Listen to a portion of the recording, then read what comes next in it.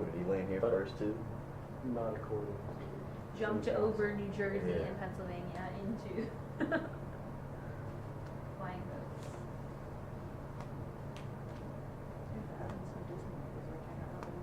Yeah. It's a little bit of pixie dust. All right. So we're talking about that earlier. Technically, yeah, but technically he really didn't discover it because the Vikings did. Prior to that, it was likely the Knights Templar. So there's that bit of factoid in history, but without that you can't say 1492 almost certainly. True. Which he did, but History, man.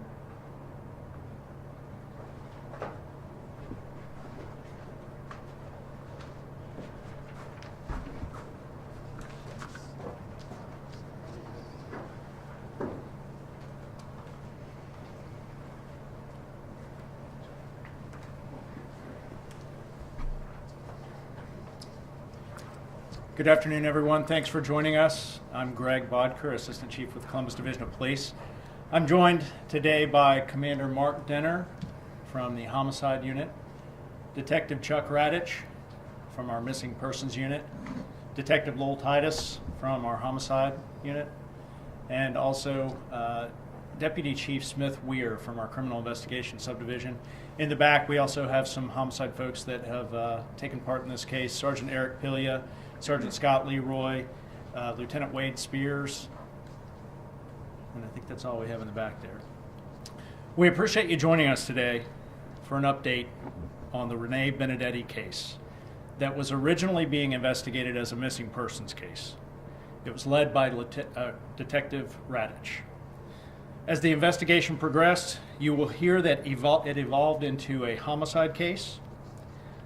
The collaborative investigation was led by Detective Titus in conjunction with Detective Radich. And before Commander Denner takes my place at the podium to provide limited details about this case, I'd like to remind everyone in the room and everyone watching that this is an ongoing, active homicide investigation. Our work is far from over, and because of that, there will be details that we are unable to share today. Thank you, Commander Denner. Good afternoon, everyone. As Assistant Chief Bodker said, my name is Commander Mark Denner. I'm the commander of the Homicide Bureau. And so what I'm going to do is I'm going to walk through a timeline of the events that have occurred. And then afterwards, feel free to ask any questions you want. As Assistant Chief Bodker said, there are some things that we just won't be able to talk about. Again, you can ask whatever you'd like, and we'll try to either get you those answers at some point if I can't answer those today. So just to begin, where this all started, on January 31st, 2023, the Cleveland Police Department had reached out to the Columbus Division of Police about a possible homicide that had occurred. The individuals involved were Gene Scott Jr. and Renee Benedetti. As we started to look into this investigation or this report, we were not able to initially confirm that a homicide had occurred or that even occurred in Columbus, Ohio.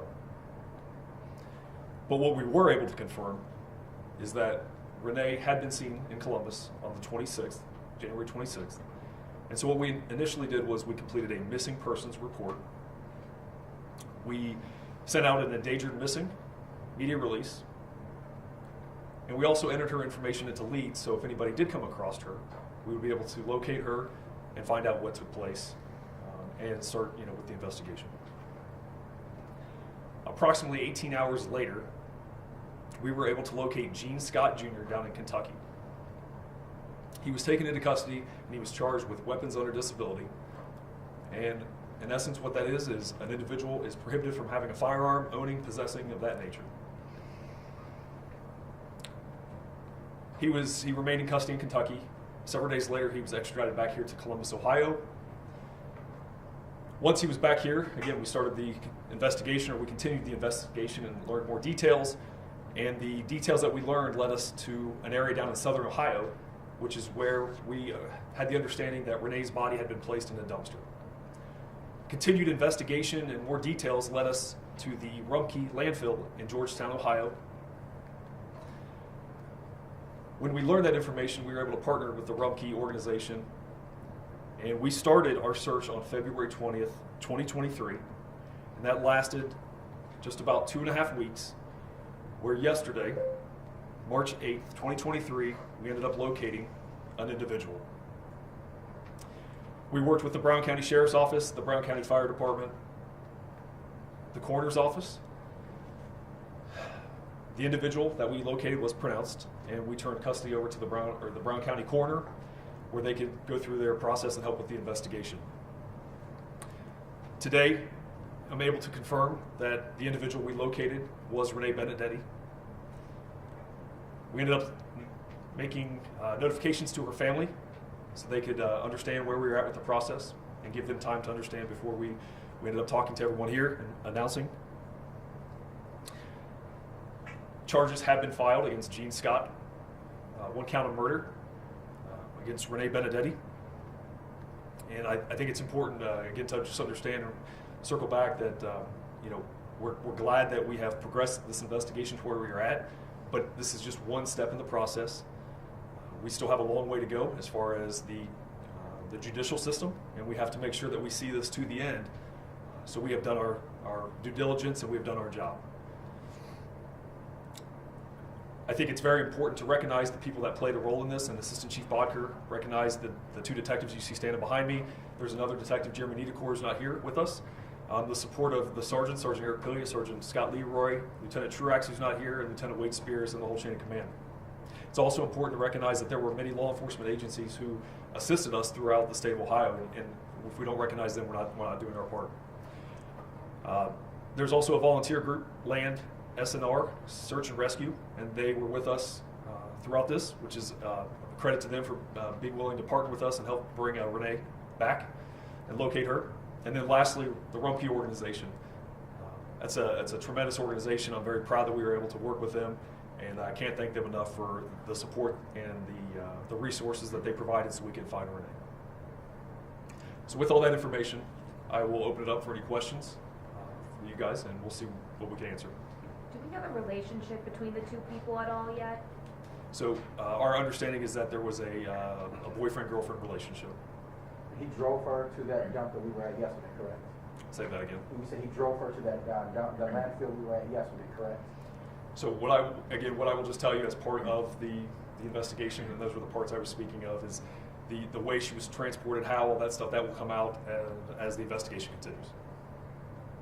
The federal court records for his federal charge show that a search warrant was executed at their apartment on February 1st. Can you talk about what you found there and what you may have found that indicated that this was now a death investigation versus just a missing persons investigation? Yeah, Bethany, good question. The parts of the search warrant or anything of that nature will come out at some point, and I can't go into those specifics. The second part you were asking about, repeat the last part. What you found there in terms of, I believe there are multiple firearms. Yeah, you talked about why this became a death investigation. So as I go back, or if we go back to the beginning when I was talking about it was reported initially as a homicide investigation, we had to work through some of those to determine, one, did that occur, and then did that happen in Columbus? I think once we, we're looking that at some point if we were able, if the worst case scenario, if Renee had lost her life and we were able to determine that was in Columbus, then we wanted to make sure that we had done our due diligence to investigate that. But at the time being, it was just the missing part is where we were at with the part of the intention that it may get to a homicide investigation. But the details, I just can't go into that just yet. And has he been cooperative with you guys? It seems like he may have provided some information that helped you locate Renee. Has he continued to be cooperative with the investigation thus far? So what I can tell you right now, Bethany, is that he is in custody right now. He does have an attorney, but right now the facts and anything that would have been contained in the interview is something that we'll leave to the prosecutors and the court system. Is there any indication that he may have acted with someone else, or that he acted alone, or is that still to be determined in the investigation? So right now, we believe just him, and also, we don't have any reason to believe that there's any threats to the society, to other community members, society, anything like that. So I feel like we're on the right track in that regard. Rumpke had told us that you were actually just focusing on one section of that huge landfill. How did you know to check that one section of that huge landfill? So, the Rumpke organization, let me start with that, is a tremendous organization. I think they are very precise on how they do their organization, how they take care of the trash and the recycling and stuff down there. But I would just say that us working through them, we were able to collaborate together and work together to kind of take an area down there and focus our search in that area. And again, I go back to, it was about 2.5 weeks that we searched that area, and luckily within 2.5 weeks, kind of bittersweet, we were able to locate her.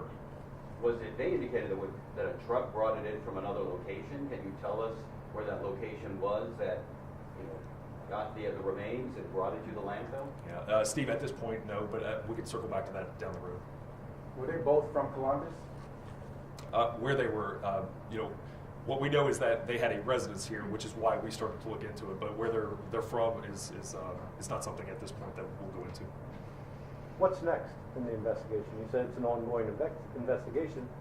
What are some of the next steps Sure. we're going to follow? Sure, and I think that's the part that community members, just society, the media, everybody wants to know what's the next step, and that's why when I talked about there's a process, and we get the information, we start looking into it, we investigate.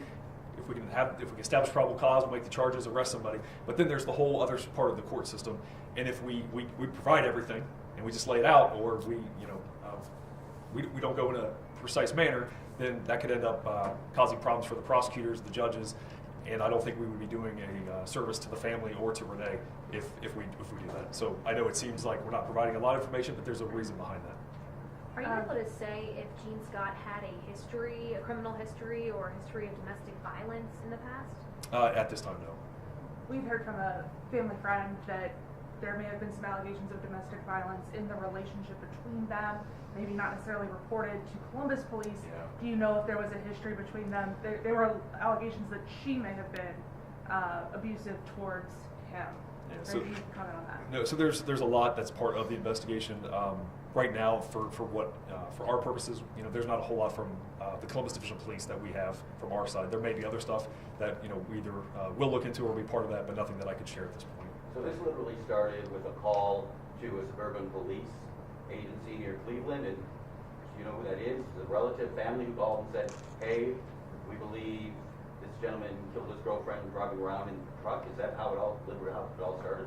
Yeah, so we have information, I think, to protect for that part, at least the initial part of the investigation. We can just say that it was reported, and then it came down to us, and once we became aware of that, we took immediate action and started to look into that and investigate and determine what was the proper course of action, which then led us to the initial missing and then now into a homicide investigation. And that's Cleveland, Ohio, correct? That is correct. And in the court records, it mentions a heated argument before. Are you able to give any more details about it? It says here that it took place at their apartment or anything else around those lines? Right now, that's just one of the many parts I won't be able to comment right now. But again, sometime down the road, maybe we can circle back to that. Do you know how she was killed? So, again, I hate to sound like a broken record, but that part, and again, these are all great questions. But part of that, the coroner is still, the autopsy was done, and again, I think that's part of the stuff that should come out in the investigation. Well, the charging documents mentioned that he pretty much strangled her and she was motionless and fell to the floor. What I can tell you is that yes, she was murdered. She was pronounced, and we're investigating, and charges have been filed. All right, guys, thanks.